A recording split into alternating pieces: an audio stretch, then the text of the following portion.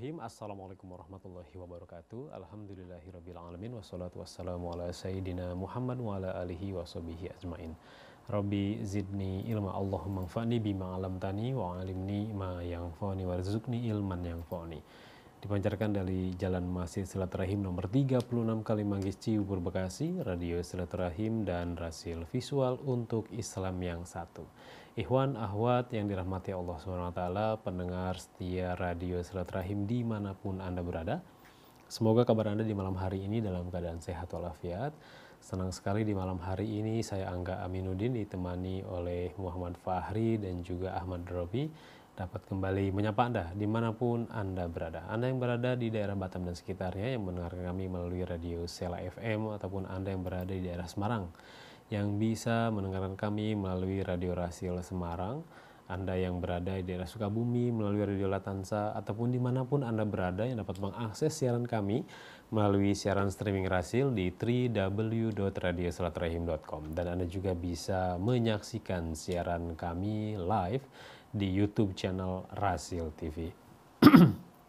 Ikhwan akhwat, kita dipertemukan lagi di Ahad ketiga di bulan ini, yaitu di bulan Februari. Kita masuk di tanggal 17 Februari 2019. Seperti biasa, Ahad ketiga di malam hari kita akan menghadirkan acara bincang pendidikan bersama Bapak Munif Hatib. Alhamdulillah narasumber kita telah hadir di studio. Assalamualaikum warahmatullahi wabarakatuh Pak Munif. Waalaikumsalam warahmatullahi wabarakatuh. Sehat Pak Munif kabarnya? Alhamdulillah, harus sehat. Harus sehat, selalu sehat. Dan jaga kesehatan juga. Iya, betul. Walaupun sekarang udah masuk usia yang keberapa Pak? 2019 ini 50. 2019 50. Iya, separuh abad udah. Oh iya, 2019 berarti pas 50 ya? Iya. Golden Age. Iya, 5 Juli nanti, 5 Juli. 5 Juli nanti ya sudah masuk usia yang ke-50. Iya. Baik, insya Allah di malam hari ini kita akan mengangkat topik mengenai hasil survei 87% mahasiswa salah pilih jurusan. Mengenai mahasiswa salah pilih jurusan, sebenarnya kita pernah bahas ini ya Pak Munif. Iya. Namun waktu itu kita lebih mendalami dari sisi minat dan bakat yang tidak sesuai dengan perkuliahan mereka ketika mengambil jenjang perguruan tinggi. Dan sekarang Pak Munif akan mengangkat topik ini dilihat perguruan tinggi dan juga profesi abad milenial. Iya. Lebih ke situ ya. Betul, lebih ke situ. Sebagai latar belakang dan juga pembukanya dari topik kita, apa yang ingin disampaikan Pak Munif, silakan. Iya. Terima kasih Mas Angga. Bismillahirrahmanirrahim. Assalamualaikum warahmatullahi wabarakatuh. Ini kan bulan Februari, Maret, April. Ini adalah waktunya anak-anak kita yang kelas 12 Mas Angga itu melewati pintu terakhir dari sekolahnya nih di jenjang SLTA. Harapannya hampir kebanyakan mereka melanjutkan kuliah di perguruan tinggi. Nah, meskipun ada yang memutuskan tidak kuliah Mas Angga, tapi langsung kerja. Gitu. Nah, sebagai pengantar, beberapa minggu yang lalu di beberapa media itu muncul hasil survei bahwa sekitar 87% mahasiswa yang ada di perguruan tinggi, berarti kan dari SMA-nya itu masuk ke perguruan tinggi, merasa dia salah jurusan. Itu. Nah, 2015 saya sudah meneliti di Jawa Timur, Mas Angga, yaitu mahasiswa semester 1 dari beberapa perguruan tinggi, ada negeri, ada swasta, random gitu. Hasilnya hampir sama, 93% waktu itu. Di semester 1 itu merasa, waduh, aku kok masuk jurusan ini ya, nggak cocok. Gitu. Sebenarnya surveinya sederhana aja dengan kuesioner. Nah, kalau kita lihat itu 2015, sekarang 2019, berarti sudah 4 tahunan, angka survei yang mungkin kemarin itu secara nasional, ternyata ya rentangnya tidak terlalu jauh. Begitu. Artinya, kita harus sadar ini, bahwa anak-anak kita ketika lulus SLTA, masuk ke perguruan tinggi, mereka banyak yang salah pilih jurusan. Nah itu, karena itu pasti ada sesuatu yang perlu kita ketahui apa ini masalah yang sebenarnya terjadi. Gitu. Nah, karena itu kan topiknya adalah perguruan tinggi dan hubungannya sama profesi saat ini, milenial ini, abad 21, seperti itu. Nah, mungkin itu nanti yang akan kita bahas dari hasil survei ini. Artinya,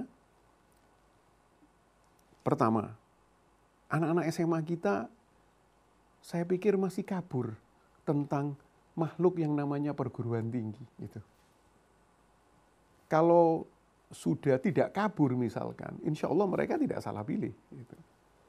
Dan yang kedua, ini gayung bersambut, masih kebingungannya anak-anak itu, terutama anak-anak SLTA, kelas akhir, melihat, mengamati, mencermati perguruan tinggi, yaitu jurusan-jurusan yang ada, hubungannya sama setelah lulus, yaitu profesi di zaman sekarang. Nah, saya pikir dua hal ini mungkin Mas Angga bisa dijadikan pembahasan kita, supaya anak-anak kita atau orang tua yang mendengarkan malam hari ini, ataupun teman-teman guru ini, terutama para konselor, BK, dan lain-lain, itu punya persamaan paradigma itu tentang makhluk yang namanya perguruan tinggi itu, dan yang kedua adalah profesi kedepannya itu bagaimana. Gitu. Nah, kalau potret dari perguruan tinggi di Indonesia saat ini bagaimana ya Pak? Ya, jadi sebetulnya perguruan tinggi di Indonesia itu keren Mas Angga, keren.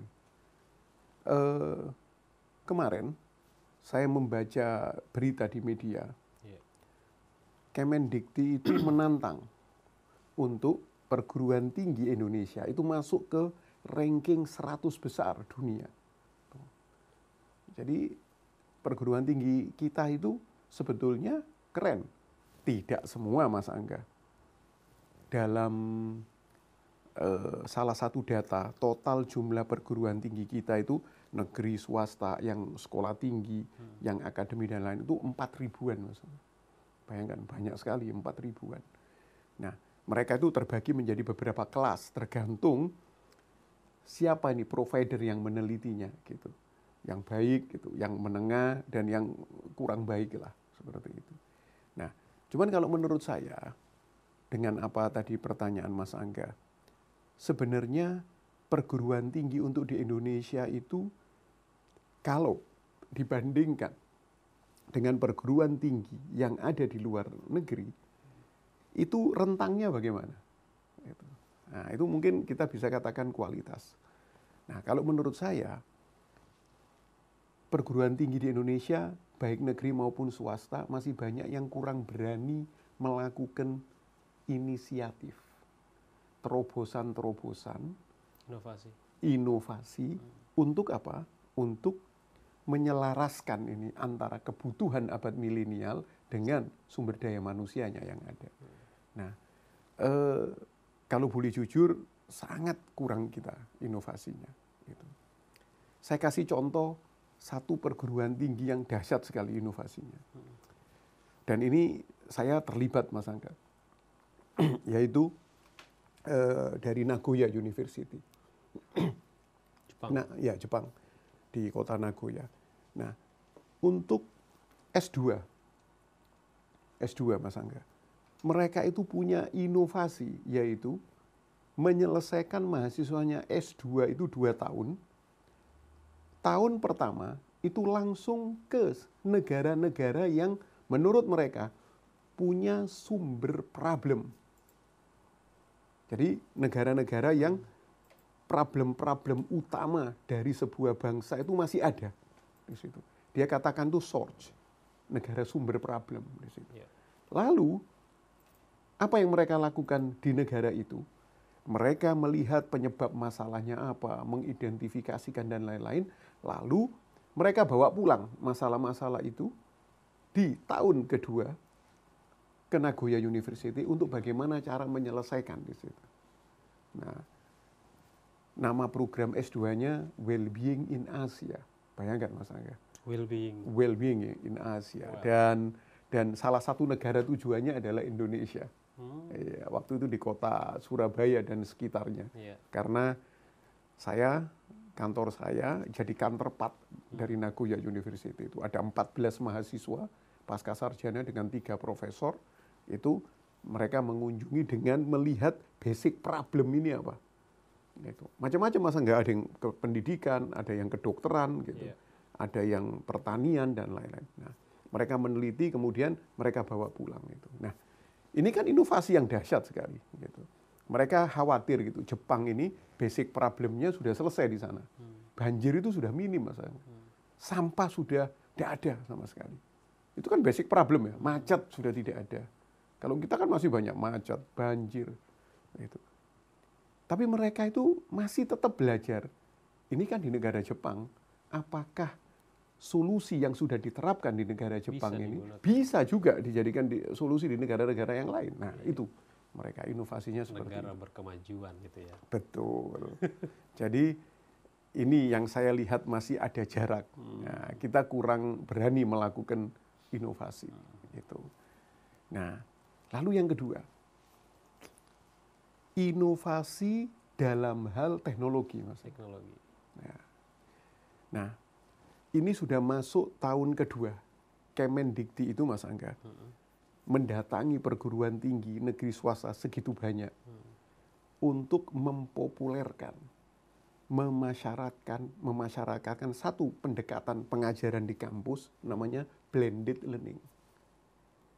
Blended learning itu 50% online, 50% offline. Separuh-separuh gitu. Online-nya dengan apa? Para dosen, tenaga pengajarnya, mereka buat vlog tentang materi-materi ajarnya, materi mata kuliahnya. Vlog gitu. Dan vlognya itu punya batasan-batasan, tidak boleh lama-lama. Ya, gitu. vlog kan video singkat. Betul, video singkat. Lalu diharapkan mahasiswanya entah itu di rumah atau di mana saja bisa melihat vlog itu ketika offline tatap muka. Mahasiswa ini masuk di kampus, feedback. Nah, itu.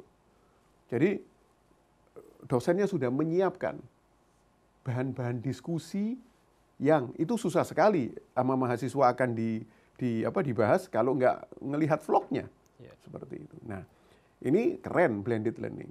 Nah, ini sudah 1,5 tahun ini, Mas. Berarti mungkin 2019 nanti Agustus ini tahun ajaran baru di perguruan tinggi itu sudah masuk tahun kedua untuk blended learning. Tapi Mas Angga, data yang saya dapat dari teman-teman di Kemendikti masih tidak sampai 10% perguruan tinggi itu yang siap dengan blended learning. Nah, padahal Mas Angga, kalau di luar negeri blended learning ini sudah sekitar 15 tahun yang lalu. Dan sekarang itu mereka sudah distant learning. Nah, bayangkan. Bedanya kalau distant learning 100% online sudah. Distance-nya bahkan sudah long distance. Nah, LDL. Bayangkan. Nah, ini kita ini. Jadi kalau menurut saya yang paling perguruan tinggi yang secara teknologi itu keren itu sekarang ada di gadget. Nah, ada beberapa aplikasi Mas Angga.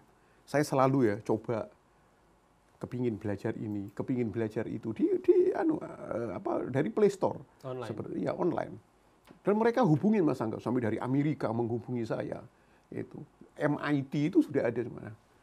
Yang dahsyat adalah sebuah materi ini siapa providernya? Kampus-kampus top. Dengan dosen-dosen yang keren sampai profil dosennya itu dijelasin semua. Lalu ketika kita mau mengambil, misalkan, kita kepingin belajar benar-benar yang spesial gitu, tentang bagaimana sih sebuah analisa keuangan itu. Di satu perusahaan-perusahaan yang sederhana. Tidak hanya membuat laporan keuangan, tapi analisanya bagaimana dengan laporan itu. Itu saya ngambil itu, Mas Angga. Dosennya itu 3, Mas Angga. Dan saya lihat profil dosennya dahsyat. Benar. Nah, kita dimunculkan video-videonya pembelajaran. Paling lama pembelajaran itu 10 menit.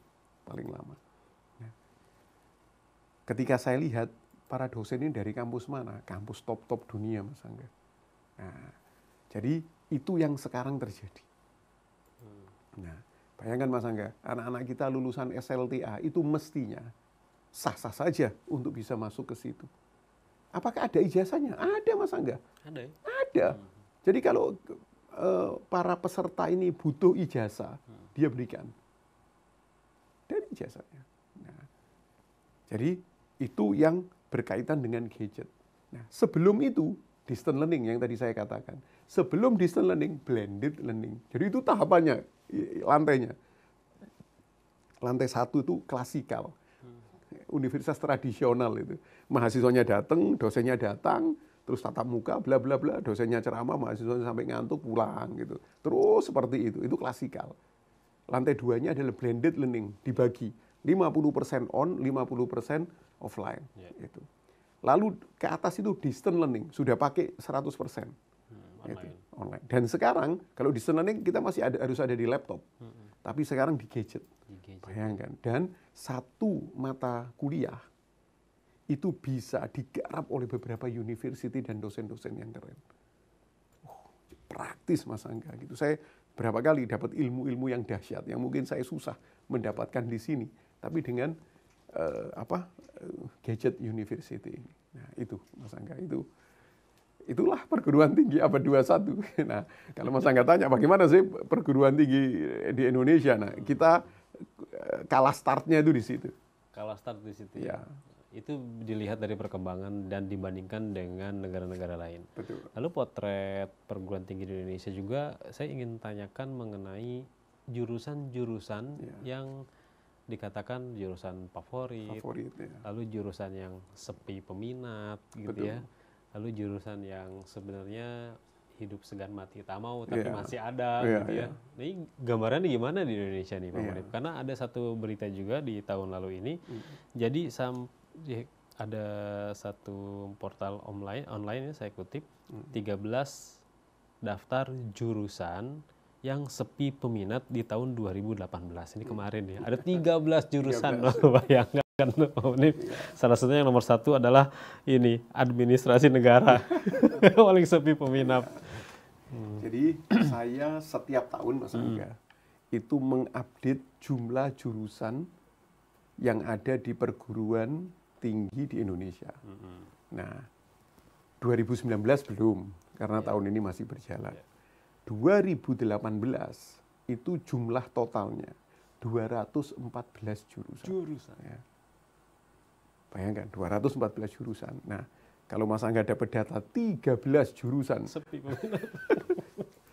sepi peminat, apa yang bisa kita baca dari hasil itu? Yaitu betapa banyak profesi ke depannya itu yang tidak nyambung atau perguruan tinggi belum mampu menyambungkan dengan jurusan yang ada. Itu. Jadi profesi masa depan sama jurusan ini itu sinkronisasinya lemah. Itu. Dan memang tidak ada yang fokus untuk bagaimana membaguskan ini. Gitu. Seperti itu. Itu yang pertama. Yang kedua adalah dampak dari kemajuan teknologi. Ketika teknologi sudah berkembang, maka betapa banyak profesi-profesi yang dulu keren dijadikan dambaan setiap orang tua terhadap anaknya terutama, sekarang sudah goib Mas Angga, tidak ada. Itu, iya. Saya punya listingnya itu sampai hampir 20 misalnya. 17 apa. Dan itu setiap bulan mesti ada yang ini lagi, yang hilang lagi. Mereka itu kadang-kadang digantikan oleh robot. Profesi-profesi itu digantikan oleh robot. Gitu. Nah, ketika ini terjadi pada sekarang, abad sekarang ini, profesi-profesi yang mulai digantikan oleh mesin, oleh robot, oleh IT, nah, jurusan-jurusan di perguruan tinggi ini tidak mengikuti. Gitu. Tidak mengikuti, akhirnya hilang. Seperti itu, akhirnya hilang. Nah, jadi yang pertama tadi, ketidakmampuan nyambungkan dengan kondisi profesi abad milenial, itu kalau bisa nyambungkan nggak hilang ini. Jurusan ini nggak akan itu tadi yang masuk ke 13 itu. Tapi pihak kampus kurang kreatif untuk bagaimana ini terus menjalin, membangun jembatannya ini antara jurusan itu dengan profesi masa depan. Yang kedua, memang kondisinya. Kondisi dari abad sekarang yang mana punya konsekuensi jurusan itu sepi peminat. Kalau yang kedua ini saya bisa ngasih contoh seperti account officer di perbankan. Ya sudah Mas Angga. Semuanya sudah digantikan aplikasi. Itu. Dulu marketing asuransi itu sangat benar-benar banyak dibutuhkan. Insurans. Apalagi paradigma zaman dulu sekitar 20 tahun yang lalu, orang untuk ditawari asuransi itu takut. Karena jika Anda meninggal, nah itu kan. Jika Anda sakit, nah, jadi hal. Tapi dalam perkembangannya masyarakat kita tambah cerdas gitu loh. Membutuhkan. Ya, itu need kebutuhan. Sehingga penjelasan yang begitu detail, begitu menarik dari para marketing ini sudah mulai ditinggalkan. Kebutuhan sudah ada, tinggal pencet gadget, wah. Bahkan mereka bisa ngitung sendiri preminya berapa nanti, ya kan, dengan uang pertanggungan berapa dan lain-lain. Itu. Petugas kantor pos yang nganterin surat-surat sudah, ya kan. Itu. Nah, jadi banyak sekali pekerjaan-pekerjaan yang hilang di masa yang akan datang. Ya, sekarang sudah kelihatan. Gitu. Nah, apalagi dengan sekarang muncul tidak dari Google saja Mas Angga, tapi dari banyak provider. Kalau Google itu namanya Pixelbud. Jadi kalau kita ini ingin pergi ke luar negeri misalkan kita kepingin beli barang di luar negeri, mungkin kita dengar harganya murah gitu, lalu kita akan jual di Indonesia. Misalkan kita beli kain lah di Afrika Selatan sana. Kita kan kadang-kadang bawa translator, guide dan lain. Sekarang kita nggak perlu, kita beli aja Pixelbud. Lalu kita setting Afrika Selatan sama Indonesia. Sudah. Sampai ke sana di pasarnya, yang jualan kain itu Mas Angga, kita kasih aja di telinganya satu. Kita ngomong pakai bahasa Indonesia, mereka dengarnya bahasa mereka. Dan mereka menjawab, kita dengarnya bahasa Indonesia. Dengan bahasa mereka, mereka menjawabnya itu. Sehingga kesalahpahaman tidak ada. Nah, itu sudah sampai dirancang seperti itu. Sudah ada aplikasinya. Ya. Nah, bagaimana dengan profesi translator? Nah, dan lain-lain. Bukan terus hilang. Kalau kreatif, nah, itu pasti akan ketemu nanti. Nah, jadi itu contoh-contoh yang kedua. Yang ketiga apa Mas Angga? Kok sepi jurusan? Mas Angga lagi. Tadi tiga urutan yang tersepi ini ada administrasi negara, filsafat, filsafat dan juga kimia gitu. Kimia. Nah, kalau menurut saya itu tadi ya yang pertama ya, tidak kreatif menyambungkan itu. Terus yang kedua adalah memang kondisi abad sekarang gitu. Nah, yang ketiga karena peraturan. Seperti contoh di Indonesia ngalamin itu. Sekarang jurusan PG PAUD itu sepi Mas Angga. Karena muncul peraturan pemerintah bahwa guru PAUD itu bukan guru. Bunda-bunda PAUD itu bukan guru. Sehingga mereka tidak menerima tunjangan sertifikasi guru. Karena statusnya bukan guru. Nah, tapi pengasuh, pembimbing. Susah. Saya ngajar PG PAUD, PG SD. Ketika saya cek ke teman-teman di kampus-kampus yang, wah menurun semua Pak Munif. Ini, nah jadi, waduh, bagaimana ini, iya kan? Nah itu gara-gara sebuah peraturan itu. Kalau peraturan itu dicabut, mungkin ramai lagi seperti itu. Nah, jadi itu mungkin bisa saya jawab kenapa kok tiba-tiba ada. Ada juga ada yang favoritnya Pak Munif. 3 terfavorit ini teknik industri, teknik informatika dan kedokteran. Nah, kedokteran. Ya. Ini paling banyak peminatnya akhirnya. Ya. Jadi kalau menurut saya, ya itu tadi. Sekarang sudah tidak bisa Mas Angga. Seperti kejadian 15 tahun yang lalu lah. Favorit jurusan favorit itu sudah tidak ada. Sudah tidak ada. Yang akan eksis adalah jurusan lulus jadi sarjana, profesinya apapun, dia kreatif enggak? Udah itu. Ketika kreatif, seorang dokter yang kreatif eksis. Seorang dokter yang tidak kreatif, waalaikumsalam. Gitu. Jadi kita mau apa? Sarjana manajemen. Kalau aktif, dia eksis. Tapi kalau linier, biasa-biasa saja, itu pasti menurut saya dia akan tergilas oleh kejamnya abad 21. Namun di sini juga ternyata bisa dilihat Pak Mudib ya, dari jurusan-jurusan yang sepi peminat tadi, sebenarnya prospek kerjanya cukup bagus. Lulusannya juga nanti akan dibutuhkan gitu ya. Lalu yang favorit juga tadi, belum tentu nanti di lingkup kerja dia akan dipakai atau digunakan, tergantung dari kreativitasnya tadi gitu ya. Nah ini pertanyaannya, tadi yang poin pertama yang ingin kita sampaikan dari tujuan pembahasan ini, bagaimana memberikan pemahaman kepada siswa atau kepada mereka yang baru lulus SMA, kepada orang tua ataupun kepada guru supaya tidak awam. Betul. Tadi Pak Mudib mengatakan ini awam, mereka awam ketika akan menghadapi sebuah perguruan tinggi. Ada yang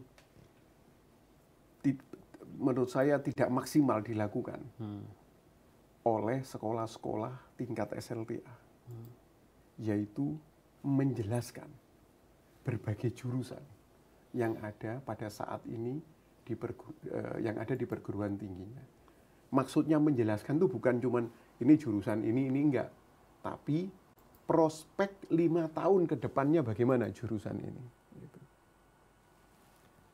Saya pikir ini jarang sekali kita ditemui. Kemungkinan anak kita yang SLTA, Mas Angga, itu diminta, wis cari ODW. Itu. Padahal mestinya anak kita butuh penuntun. Gitu. Nah, kenapa saya katakan bahwa yang penting itu adalah ini loh deskripsi jurusannya, dan ini loh prospek jurusan ini 5 tahun ke depan. Kan kita anggap 4 tahun, 5 tahun lulus S1. 5 tahun ke depan itu bagaimana? Ini penting untuk ketika anak tahu ada sebuah jurusan yang baru. Ada lagi jurusan yang baru ini ya. Siapa tahu itu akan memantik minat anak itu. Tapi kalau tidak ada informasi, coba Mas Angga, mungkin para pendengar bisa riset sederhana. Cek ke guru-guru BK atau wali kelas. Tanya, 2018 ada berapa jurusan di Indonesia dari perguruan tinggi? Rata-rata mereka bilang ya banyak. Wah, kurang tahu ya. Gitu. Nah, ini bukti bahwa sekolah masih belum maksimal memberikan informasi detail tentang jurusannya itu apa saja dan prospek 5 tahun ke depan itu bagaimana. Kenapa Mas Angga harus ada prospek 5 tahun ke depan? Siapa tahu prospek 5 tahun ke depannya itu suram. Ya. Kalau kamu mengambil jurusan ini, 5 tahun ke depan sudah loh digantikan robot. Nah, bagaimana? Nah, ini nanti akan menimbulkan pantikan kreativitas, Mas Angga. Loh, nggak apa-apa. Tapi nanti seperti contoh, ini yang terjadi di sekolah-sekolah kita, Mas Angga, binaan kita. Ada yang mengatakan bahwa jurusan psikologi itu nanti tahun ke depan, 5 tahun ke depan prospeknya akan kurang. Kenapa? Turun gitu. Karena apa? Karena interaksi manusia dengan yang manusia itu akan berkurang. Yang terjadi adalah interaksi manusia dengan robot atau robot dengan robot. Nah, anak-anak ini bilang apa? Ya enggak apa-apa, saya nanti jadi psikolognya robot.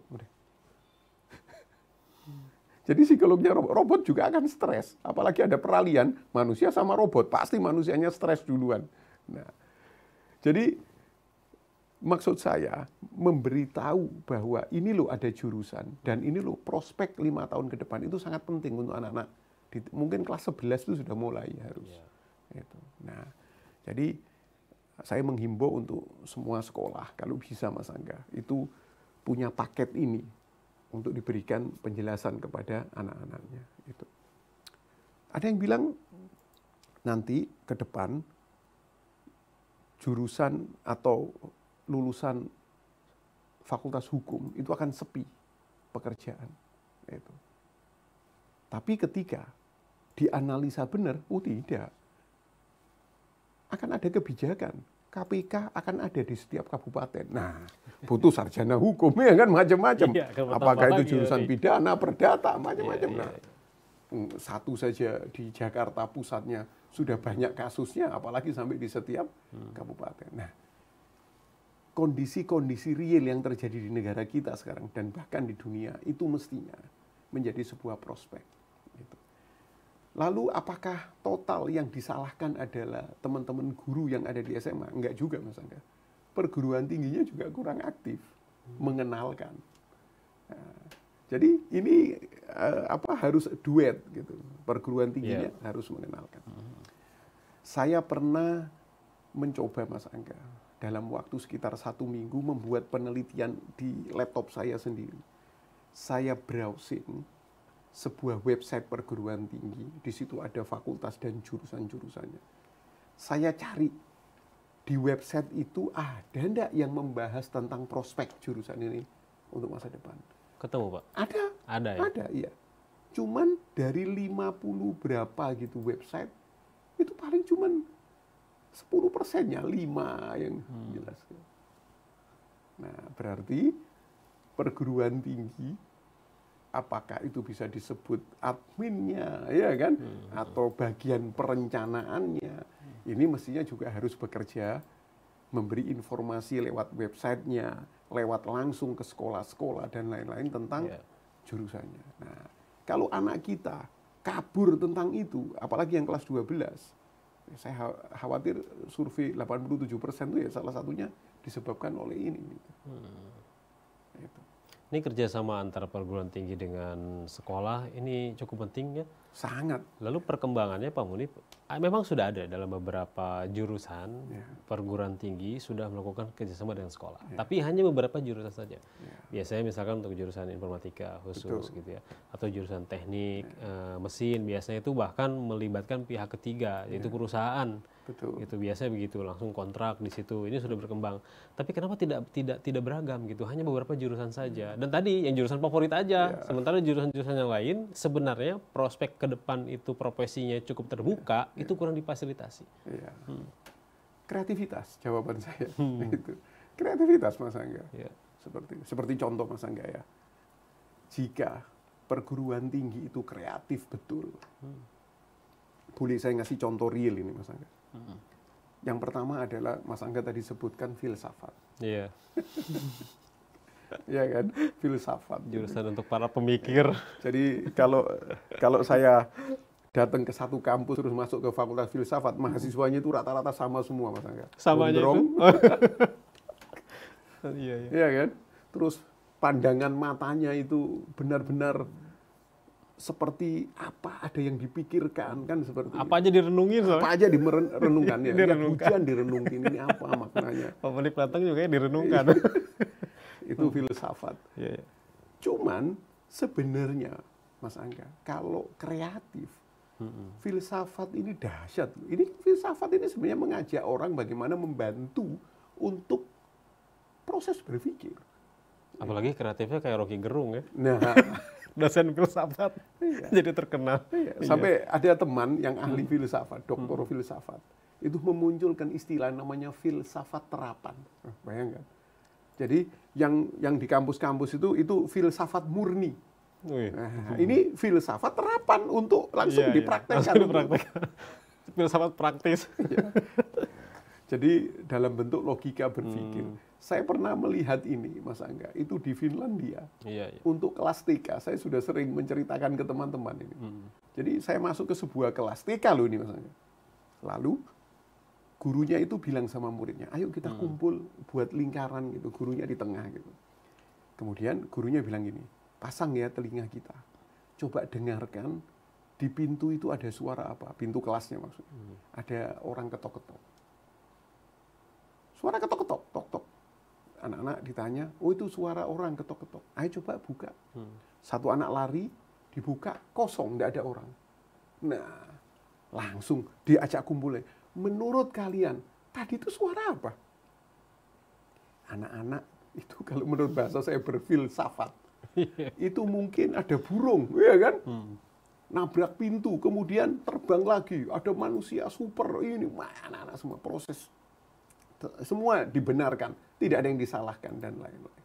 Nah, apa mungkin ini yang namanya filsafat terapan sebenarnya? Nah, kalau ini kreatif, Mas Angga, kalau Fakultas Filsafat Kreatif, betapa banyak kebutuhan-kebutuhan tentang critical thinking, ya kan, problem solving dan lain, itu yang bisa diselesaikan dengan filsafat terapan. Tapi jangan filsafat murni yang teori-teori ya, tentang ada, apa itu tidak ada, itu susah, Mas Angga. Hanya orang-orang tertentu saja itu yang memahami. Nah, itu kreativitas yang pertama. Kreativitas yang kedua, Mas Angga, terjadi di Surabaya ini, di PG PAUD yang sepi tadi. PG PAUD. Nah, mudah-mudahan Mas Angga di bulan Maret April Fakultas FKIP saya yang di Surabaya, PG PAUD ini akan membuat terobosan kreatif. Kita susah, kita bukan politikus yang bisa merubah itu tadi, peraturan itu. Kebijakan. Ya. Nah, saya membantu teman-teman di PG PAUD itu untuk mendesain sebuah program promosi yang dahsyat.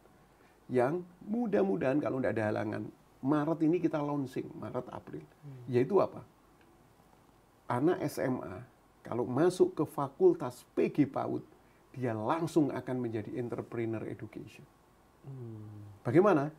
Dia kuasai 4 tahun tentang bagaimana anak usia dini itu, pondasi bangsa ini, anak usia dini. Lalu lulus mereka langsung membuka PAUD di rumahnya masing-masing. Kalau SPP 1 anak saja, 500.000 per bulan. 10 anak saja, 5 juta, selesai. Satu yang ngajar lulusan PAUD, dah selesai, langsung punya sekolah. Tidak nunggu sertifikasi guru dan lain-lain, ya kan? Itu kalau 10, 500.000, berarti sudah 5 juta. Bagaimana kalau 20? Senin sampai Jumat dikelola sendiri, nanti ada apa itu shadow-nya atau ada pendampingnya dan lain-lain. Tiba-tiba lulusan S1 PAUD langsung dia menjadi entrepreneur education untuk menyelamatkan anak-anak PAUD ini yang tetap butuh pendidikan tapi profesional. Mereka, nah ini kita coba seperti itu. Jadi kalau kita tidak kreatif, ya sepi nanti akhirnya PG PAUD terus. Gitu. Berarti ada manajemen PAUD juga ya? Nah, seperti itu. Jadi, waduh, kampus juga dituntut untuk kreatif sekarang. Ini salah satu, ya terobosan kreativitas ini penting gitu ya. Karena itu salah satu solusi yang bisa dicari. Selain kalau misalkan ingin mengambilnya lewat jalur birokrasi kan, regulasi tadi cukup sulit. Apakah peluangnya juga ingin tampilnya itu bukan hanya skala nasional, tapi ya skalanya global gitu Pak Munif. Kita cari, oh di negara lain pun ternyata ini prospek nih gitu kalau kuliah di sini gitu ya. Atau kebalikannya, misalkan kuliah di negara lain prospeknya di Indonesia. Nah ini juga kan masih jadi pandangan nih bagi sebagian besar mereka yang ingin berkuliah nih Pak Munif. Itu gimana perkembangannya? Jadi kalau menurut saya Mas Angga, hubungan antara kalau sekolah di anak kita sekolah kuliah di luar negeri sama yang di Indonesia tadi itu yang Mas Angga tanyakan. Ini sebenarnya kalau dari segi sarana itu sudah hampir sama Mas Angga. Sudah hampir sama. Bahkan Indonesia keren gitu. Bagus sekali gitu. Saya semalam bertemu dengan atase pendidikan Mesir Pak Usman Syahab. Nah, beliau datang ke sini, ada rakor ini seluruh 17 negara atase pendidikan itu kumpul. Di Jakarta dibuka oleh Pak Menteri, bahkan Pak Presiden katanya datang. Nah, lalu Bapak Usman ini membawa salah satu dosen dari Mesir, dari Al-Azhar, yang mana diajak berkunjung. Jadi sebelumnya sudah datang dulu ke UGM, ke Solo, ini. Kaget mereka. Dahsyat ya Indonesia ya, seperti ini. Nah, jadi saya bisa simpulkan dari diskusi semalam itu bahwa sebenarnya kalau dibandingkan perguruan tinggi Indonesia dengan luar negeri, masalah sarana itu kita sudah tidak kalah. Gitu. Nah, yang jadi masalah adalah kualitas tenaga pengajar dosen ini. Iya, iya. Nah, itu ya mohon maaf mau tidak mau Ya. gitu. Sepakat ya Mas Angga? Sepakat. Gitu. Salah satu juga itu ya. Ya, saya alhamdulillah sudah pernah jadi duduk gitu ngelihat di salah satu perguruan tinggi di Helsinki University, saya duduk di belakang ngelihat dosen yang ngajarin mahasiswa, terutama di FKIP. Gitu. Sampai beberapa kali pertemuan saya ikutin kayak gini dengan dosen-dosen yang berbeda ini. Dan ketika kita balik ke luar negeri atau sebelumnya pengalaman jauh Mas Angga, dosen FKIP di sana kayak guru TK di sini Mas Angga. Dahsyat luar biasa. Nah, jadi itu. Nah, tapi tetap harus optimis ya. Tetap harus optimis gitu bahwa kita juga tidak boleh kalah gitu loh. Kita juga tidak boleh kalah. Saya senang sekarang dengan dosen-dosen muda Mas Angga. Kan saya usia 50 sudah. Nah, teman-teman yang sudah kadang-kadang sudah ambil doktor, sudah di usia bahkan 30 ya kan, atau 27 sampai 30 itu sudah doktor semua, dan mereka anak-anak muda ini kreatif ini, teman-teman ini luar biasa. Saya sering berkomunikasi dengan mereka, apalagi tidak hanya aktif dalam mengajar tapi juga menulis jurnal, itu luar biasa gitu. Nah, sampai ada beberapa teman-teman dosen bilang, Pak Munif, tahu enggak Pak Munif, buku pegangan saya Pak? Saya bilang, saya enggak tahu. Buku Anda, gurunya manusia. Di situ ada 15 strategi mengajar, meskipun di buku itu untuk anak sekolah menengah, ya kan, atau SD, SMP, tapi saya praktekkan di mahasiswa. Itu udah dahsyat luar biasa. Nah, itu Mas Angga. Tadi kan yang kedua itu kualitas dosen. Ya. Lalu kalau misalkan peluang beasiswa luar negeri dan Indonesia, apakah masih seimbang? Maksudnya gimana? Peluangnya kalau di Indonesia ini peluang untuk beasiswa ini lebih besar gitu. Karena sebagian besar orang ingin ke luar negeri itu mencari yang beasiswa di luar itu lebih mudah. Gitu. Di Indonesia lebih sedikit. Kalau yang kita lakukan ini sekarang dengan sekolah-sekolah binaan kita itu untuk S1 dari SLTA ke S1 beasiswa di dalam negeri dibanding di luar negeri itu masih banyak terbuka di luar negeri untuk S1. Tapi di Indonesia kalau sudah masuk S1 dari situlah banyak informasi beasiswa untuk S2-nya. Nah, polanya gitu. Nah, mungkin ada beberapa perguruan tinggi yang memberikan beasiswa dalam bentuk kayak diskon yang cukup besar di saat-saat awal untuk masuk. Ini sangat berhubungan dengan promosi jurusannya gitu, atau hal-hal yang lain. Nah, tapi yang dimaksud dengan scholarship murni, beasiswa murni itu rata-rata kalau di Indonesia itu mulai dari S2. Gitu, ya. Tapi kalau di luar negeri itu ada. Jadi perguruan tinggi itu memang menyisihkan kursi sekian itu untuk beasiswa. Nah, beasiswanya macam-macam, Mas Angga. Ada yang 100% juga, ada yang 80% dan lain-lain. Nah, rata-rata kalau perguruan tinggi di luar negeri itu yang memunculkan beasiswa lalu itu populerkan di Indonesia itu lewat pusat kebudayaan, Mas Angga. Kayak hampir 8 bulan yang lalu saya kan ke Rusia, Mas Angga. Nah, itu di sini ada PKR, Pusat Kebudayaan Rusia. Februari kemarin sudah mulai membuka itu beasiswa. Banyak jurusannya. Dan itu 100% sudah. Bayangkan itu. Untuk S1 dari berbagai macam jurusan. Jadi polanya seperti itu untuk beasiswa. Gitu. Karena itu buat anak-anak kita yang benar-benar tough ya, ingin nyari pengalaman mumpung masih muda, itu ada yang mengejar itu, beasiswa itu. Seperti itu.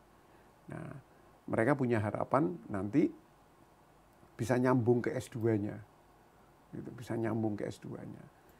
Nah, yang keren lagi kalau di perguruan tinggi di luar negeri itu kayaknya mempunyai otonomi yang cukup kuat. Yang mana ini pemerintah tidak begitu campur tangan. Jadi mereka bisa mendesain macam-macam program dan lain-lain, Mas Angga. Kalau di kita enggak, Mas Angga, masih saklek gitu. Masih saklek. Itu kayak contoh Mas Angga ya, contoh. Saya pernah datang ke pimpinan perguruan tinggi menawarkan pola S1 ini pembelajaran, terutama untuk FKIP, yaitu saya nyontoh dari Finlandia terus terang aja Mas Angga.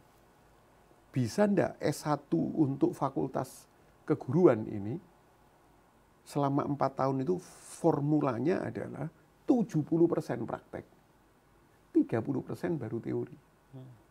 Ternyata pimpinan-pimpinan perguruan tinggi ini tidak mau Mas Angga. Kenapa? Tidak sesuai dengan ketentuan dikti lah. Padahal ini swasta perguruan tinggi. Jadi benar-benar masih otonomi itu masih sentralistik untuk di Indonesia. Itu. Semua jenjang ya akhirnya semua sentralistik gitu.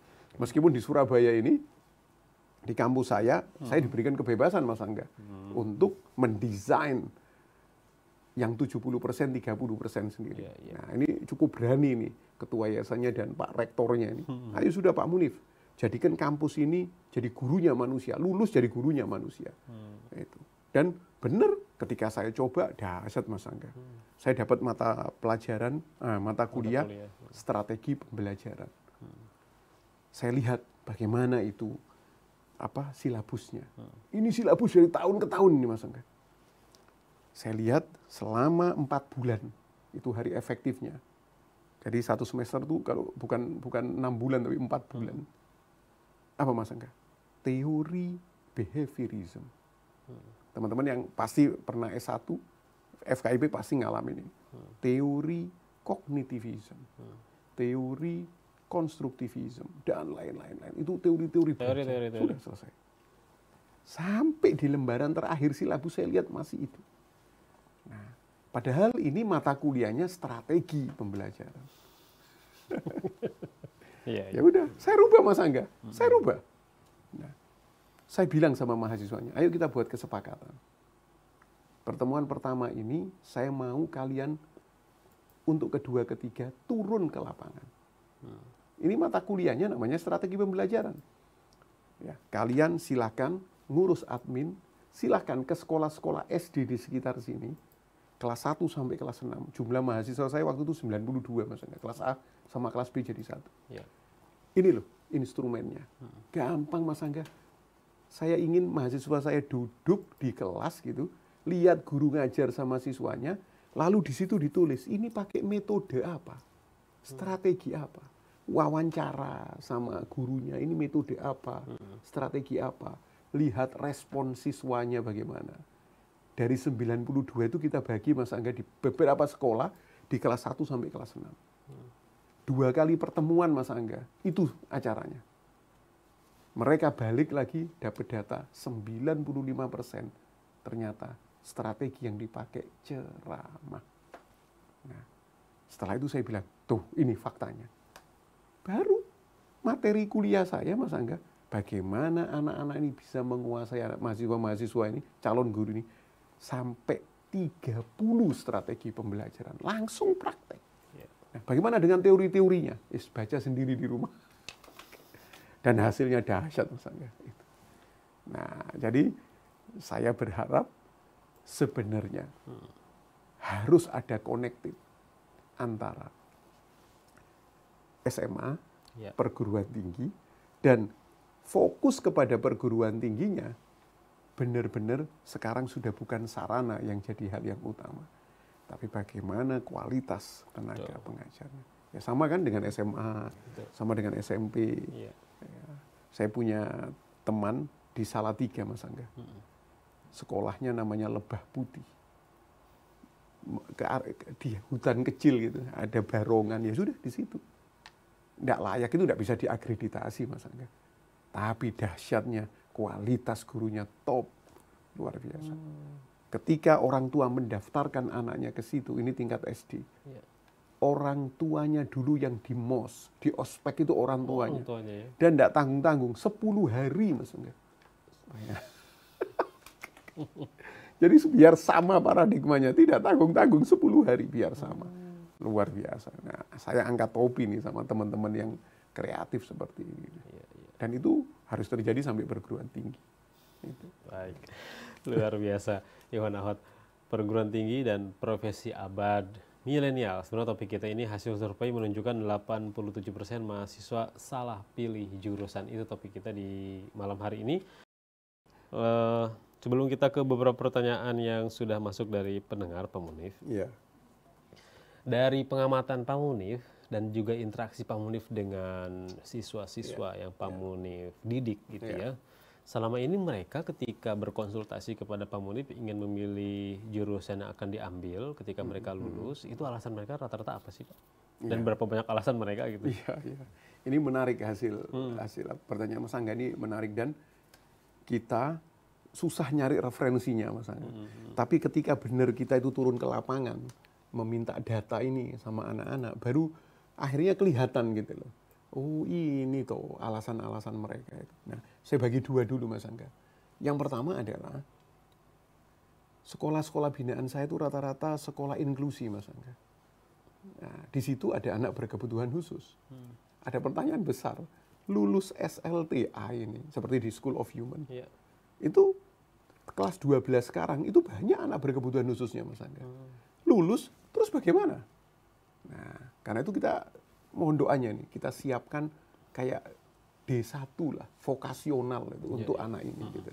Jadi anak ini nanti akan benar-benar kita berikan materi-materi praktis ya kan, sesuai dengan kemampuannya, tapi langsung punya benefit minimal untuk dirinya sendiri. Gitu. Nah, ini kalau mau dibahas bisa sampai satu pertemuan sendiri nih Mas Angga. Yang kedua, anak-anak reguler ini, ya, yang Mas Angga tanyakan tadi. Gitu. Ternyata saya catat Mas Angga dari jawaban-jawaban anak-anak ini, alasan mereka itu sampai hari ini itu ada 9 Mas Angga. Nah, yang pertama adalah, dan ini paling banyak, mereka memilih jurusan tertentu karena apa? Permintaan orang tuanya. Permintaan orang tuanya. Gitu. Loh, ini bisa bagus, tapi bisa juga tidak. Nah, gitu. Itu yang pertama. Karena permintaan orang tuanya. Yang kedua, mereka milih jurusan tertentu karena apa? Seperti Mas Angga tadi bilang, ini jurusan terfavorit saat ini. Nah, jadi anak nguber jurusan yang favorit Mas Angga. Itu. Dan setiap masa, setiap tahun jurusan favorit ini berganti-ganti. Gitu. Nah, ini bisa bagus, bisa baik, dan bisa juga kurang bagus. Nah, itu nanti. Kenapa kok kurang bagus? Kenapa bagus? Saya jawab dengan yang terakhir ini. Nah, itu yang kedua. Karena mereka memilih jurusan itu karena memang itu favorit. Dapat mana informasi favorit? Dari media. Itu anak-anak sendiri yang mendapatkan itu dan menyimpulkan ini jurusan favorit. Lalu yang ketiga, karena dipilihkan teman. Ini terjadi sama saya dulu SMA, dipilihkan teman. Jadi katanya temannya, sudah ikut sama aku aja, udah apalagi sampai mau keluar kota gitu, udah ayo kos bareng, sudah selesai. Nah, ini juga begitu, bisa baik, bisa tidak baik. Itu yang ketiga. Ada lagi yang keempat, anak-anak ini cerdas. Dia memilih jurusan Mas Angga, kebalikan dari favorit, yang sepi peminat. Karena pasti diterima nanti katanya. Iya, passing grade-nya kecil. Kecil. Jadi, saya bilang, kenapa kamu kok pilih jurusan ini? Sepi peminat, Pak. Nah, jadi itu. Loh, ini bisa baik, bisa tidak baik. Gitu. Nah, itu yang nomor 4. Terus yang nomor 5, saya catat. Ada anak yang milih jurusan tertentu, jurusan apa saja, dia terserah. Syaratnya satu, di perguruan tinggi negeri. Itu aja. Kalau swasta dia tidak mau, negeri. Tapi mau di jurusan apa saja, mereka oke, pokoknya di negeri. Yang penting kampusnya. Saya tanya, kenapa? Mereka masih punya image, negeri itu masa depannya terjamin. Lulusan perguruan tinggi negeri masih masa ada depan image itu ya. Kalau lulusan perguruan tinggi swasta madesu, masa depan suram. Nah, sama Mas Angga, ini bisa baik dan juga bisa tidak baik. Itu. Lalu yang keenam, yang saya catat, dia nguber sebuah jurusan tertentu karena ada scholarship di situ, ada beasiswa. Itu. ada beasiswa. Nah, ini bisa baik, bisa juga sebaliknya. Karena patokannya beasiswa. Nah, itu karena patokannya dia beasiswa. Itu. Lalu ada lagi yang ketujuh saya catat adalah karena dia nguber jurusan tertentu karena biayanya murah. Itu paling murah, ya udah ini, saya masuk ini. Karena kondisi. Karena kondisi. Itu yang ketujuh. Nah, dan yang kedelapan ada anak-anak itu memilih jurusan tertentu, Mas Angga. Karena mereka itu berpikir prospek kerja ke depan. Nah, ini keren ini Mas Angga. Ya, ya. Kerjanya nanti begini dan lain-lain. Itu. Tapi menurut saya dari 1 sampai 8 itu insya Allah bisa bagus semua Mas Angga. Syaratnya yang ke-9. Apa Pak? Sesuai dengan passion. Sesuai dengan passion ya. Kalau tidak pas dengan passion anak-anak kita, maka 1 sampai 8 itu larinya nanti tidak baik. Passion itu apa? Passion itu senyawa. Gabungan antara bakat dan minat. Nah, 2017 kita pernah dialog ini Mas Angga. Bakat itu internal dari Allah Ta'ala yang terus diasah sampai muncul. Karena bakat kalau tidak diasah sama lingkungannya tidak muncul. Sedangkan minat itu eksternal. Tantangan-tantangan dari luar. Orang tua itu sama Allah masih diberikan kesempatan membentuk anaknya lewat minat. Guru juga begitu. Minat itu munculnya rasa suka nanti. Tapi harus ada tantangan dulu. Namanya berminat. Biasanya kalau sudah berminat anak kita, biasanya proses belajar itu dia akan lalui dengan benar-benar giat. Itu. Nah, Mas Angga bisa bayangkan kalau antara bakat sama minat ini ngumpul jadi satu. Saya sering ngasih analogi itu gini. Silakan ke Malioboro, Jogja. Di situ banyak pelukis-pelukis. Ada pelukis yang melukis sebuah gedung tua gitu Mas Angga. Saya pernah melihat ada foto gitu, bangunan tua sekali. Tapi indah bangunan itu.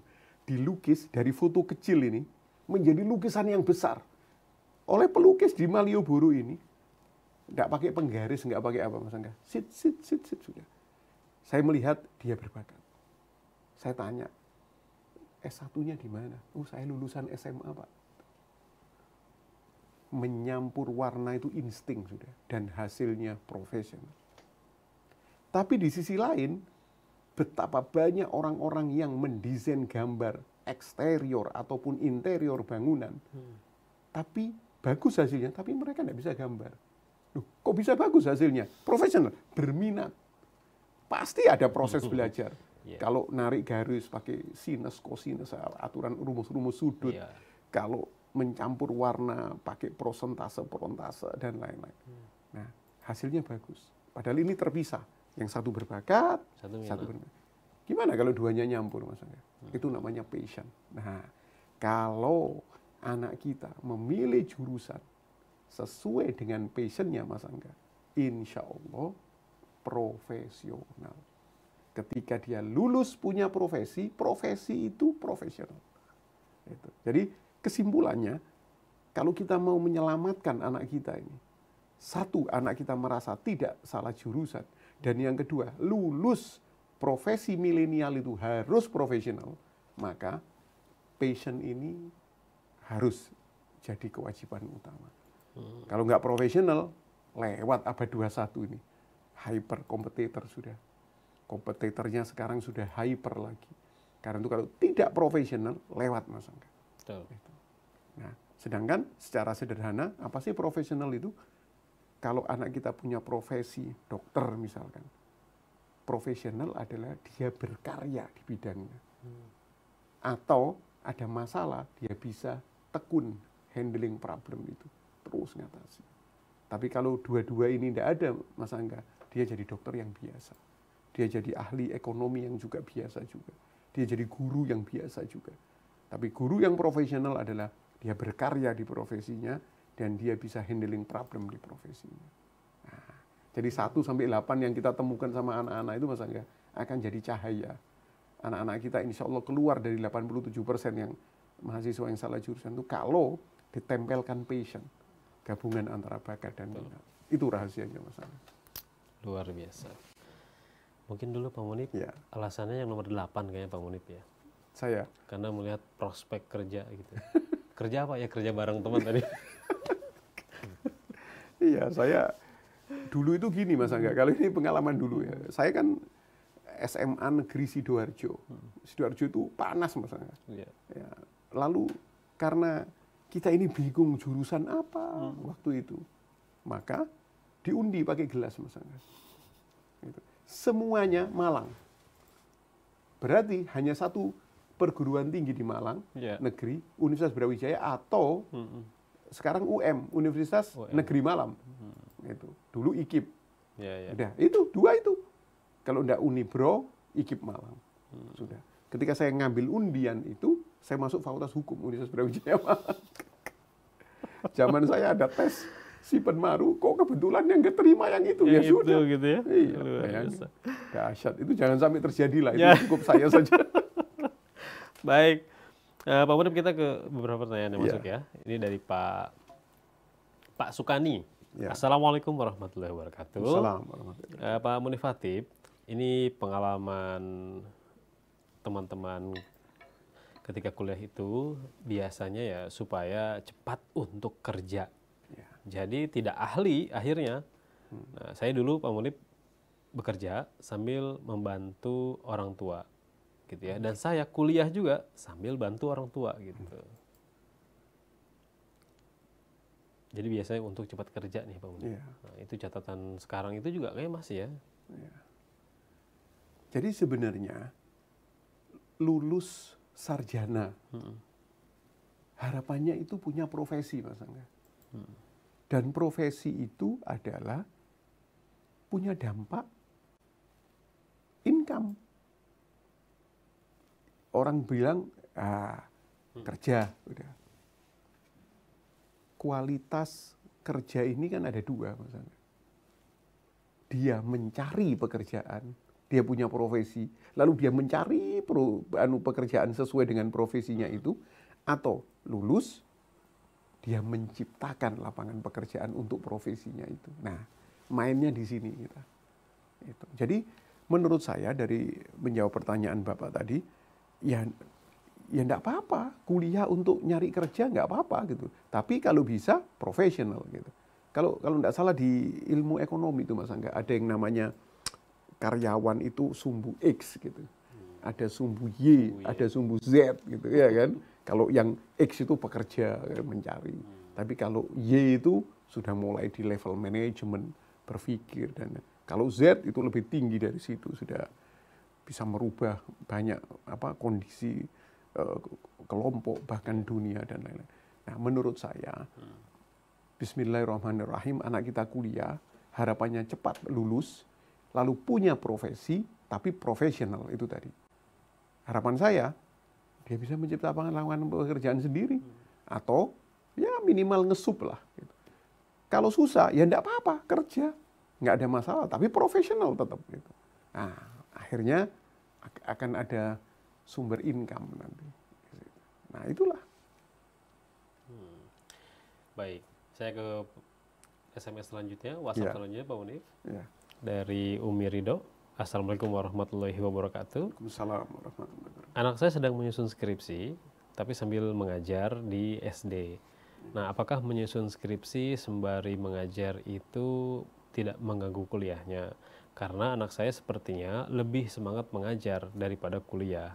Karena kelihatan bagi saya Pak Munif, kalau pulang ngajar itu semangat sekali cerita tentang murid-muridnya. Bagaimana menurut Pak Munif? Iya. Ya, kalau saya bisa sharing harus diseimbangkan.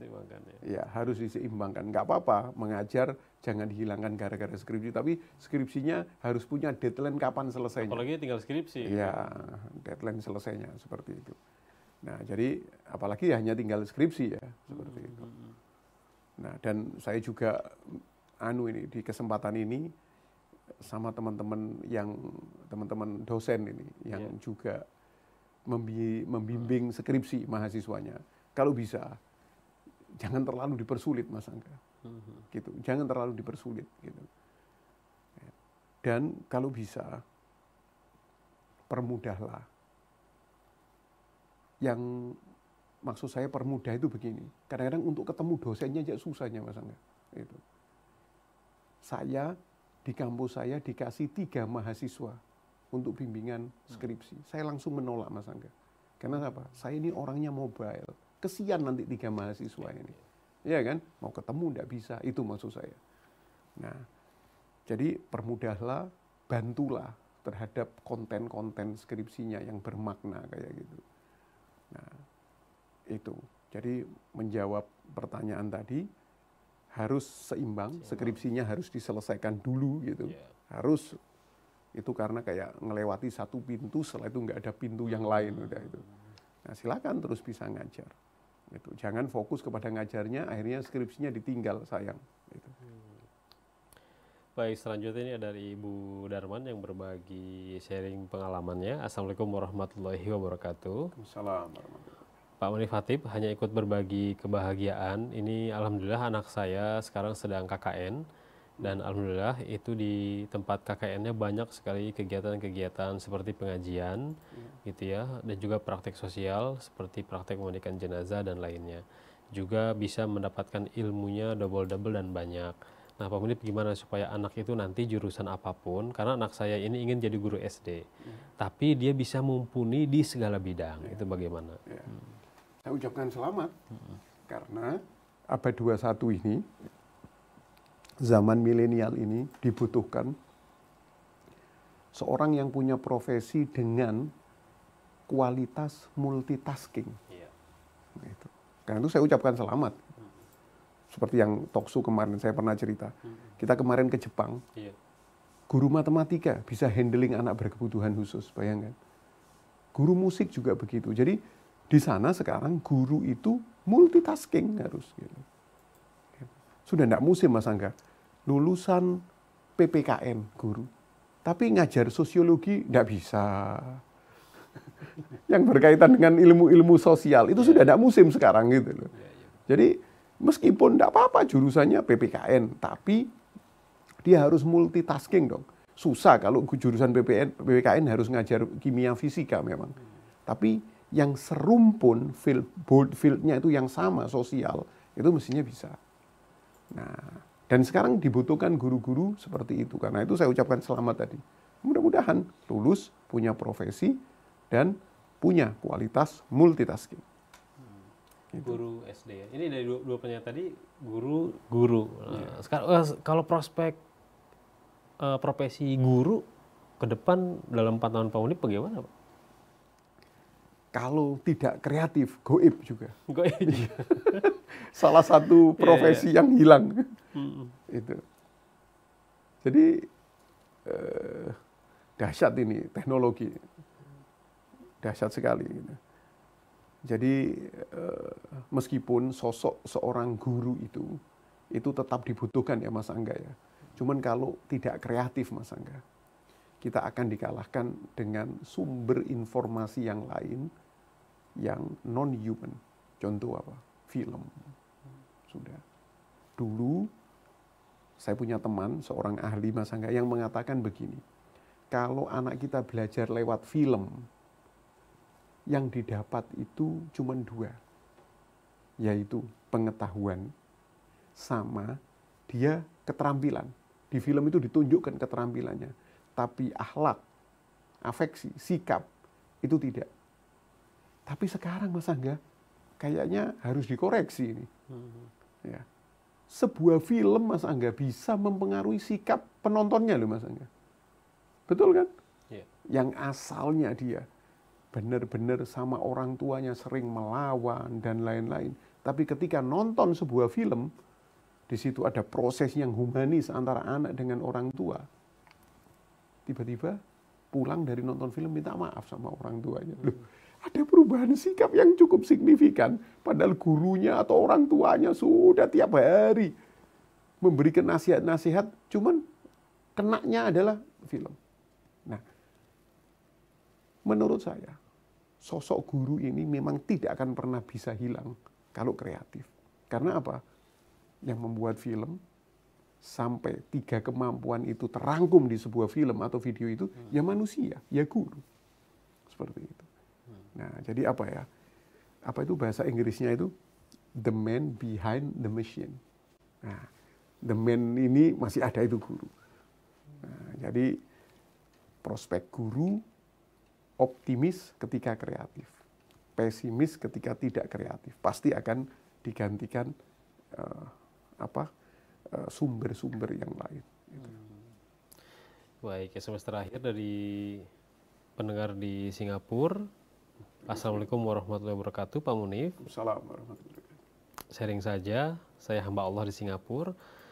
Betapa pentingnya to build their agility. Terima kasih. Ini mengenai agility dan juga mental, bagaimana Pak Munif? Agility. Iya. Jadi kalau saya semoga tidak salah mengartikan agility itu kelincahan, Mas. Kelincahan. Gitu. Jadi kelincahan ini, ya ketangkasan, ini adalah salah satu bagian dari multitasking. Itu salah satu bagian dari multitasking. Dan kemarin saya berbincang-bincang dengan salah satu senior advisor di perusahaan nikel, PT Vale Indonesia yang ada di Suruwaku. Ini ya Suruwaku. Suruwaku itu Luwu Timur, Kabupaten Luwu Timur. Nah, di situ ada perusahaan nikel terbesar di dunia, punya Brazil tuh Vale dan Indonesia itu. Nah, mereka 20% orang asing yang kerja di situ. Tapi saya punya sahabat seorang senior advisor di sana yang mengatakan bahwa sekarang ini kemampuan yang sangat dibutuhkan oleh semua profesi adalah itu tadi, agility, ketangkasan, kelincahan. Gitu. Lalu saya diskusi, apakah itu bagian dari multitasking? Betul. Gitu. Jadi bisa ini, bisa itu, gitu. Care, peduli, dan ini, dan itu, seperti itu. Dan sahabat saya ini bilang, sekarang ini gelombang kemampuan yang dibutuhkan tadi. Jadi sudah kemampuan yang rata-rata ini. Jadi di atas kemampuan yang sering kita omongkan, yaitu pengetahuan, keterampilan, tapi kemampuan itu tadi, ketangkasan itu. Sekarang ini yang difokuskan, satu negara memfokuskan kemampuan ini dan berhasil, yaitu Cina. Iya, lincah-lincah. Lincah-lincah luar biasa. Nah, jadi tadi ini pertanyaan dari pendengar di Singapura ya. Mungkin mereka melihat di Singapura itu bagaimana. Itu Singapura kalau nggak lincah ketinggalan. Ketinggalan. Ya. Jadi, nah ini tantangan, gitu, tantangan. Ya, gimana anak kita atau mahasiswa kita kalau dari masa sekolahnya sudah tidak dilatih ini tentang ketangkasan, multitasking serba bisa ini dan itu kayak gitu. Karena zaman menuntut seperti itu, Mas Angga. Nah, itu mungkin jawaban saya. Baik, itu menjadi SMS terakhir yang bisa kita jawab, Pak Munif ya. Karena kita sudah dibatasi oleh waktu. Sebagai penutup, Pak Munif, dari seluruh bahasan kita apa? Jadi sebagai penutup ini pendengar Radio Silaturahim, yang pertama adalah kita harus memahami bahwa perguruan tinggi sekarang itu sudah berbeda dengan zaman kita dulu. Dengan adanya kemajuan teknologi di abad milenial luar biasa. Dan yang kedua, jurusan-jurusan yang ada di perguruan tinggi ini berkembang, tidak statis. Nah, ini sesuai dengan kemajuan zaman. Nah, karena itu agar anak kita tidak salah pilih jurusan, maka basic atau dasar untuk memilih jurusan adalah passion dari anak itu. Passion adalah gabungan, senyawa antara bakat anak kita dan minat. Karena itu kita di rumah sebagai orang tua, kita di sekolah sebagai guru, dua-dua ini yang harus kita kembangkan, bakat dan minat. Sehingga dengan berbekal ini nanti anak kita memilih jurusan itu tepat, lulus menjadi seorang sarjana yang profesional. Profesional adalah yang bisa handling problemnya, dan yang kedua yang bisa berkarya di profesinya. Itu tadi juga, ketangkasan itu tadi, agility. Kalau itu ada di sosok anak kita, yang awalnya adalah tepat memilih jurusan, bukan salah memilih jurusan, insya Allah lah anak kita akan hidup bahagia, menjalani kehidupan ini sesuai dengan misi yang sudah diberikan oleh Allah Ta'ala. Nah, itu aja Mas Angga. Subhanallah, demikianlah Ikhwan Akhwat yang dirahmati Allah SWT, bincang pendidikan di malam hari ini bersama Bapak Munif Hatib. Semoga apa yang beliau sampaikan dan kita diskusikan bermanfaat bagi kita semua. Terima kasih banyak Pak Munif telah hadir di studio. Insya Allah bulan depan kita siaran lagi ya. Dan terima kasih Ikhwan Akhwat atas kebersamaan Anda. Mohon maaf atas segala kesalahan kata. Dari studio kami yang bertugas undur diri. Saya Angga Aminuddin ditemani oleh Muhammad Fahri dan juga Ahmad Robi. Billahi taufiq wal hidayah. Subhanakallahumma wa bihamdika asyhadu alla ilaha illa anta astaghfiruka wa atubu ilaik. Assalamualaikum warahmatullahi wabarakatuh.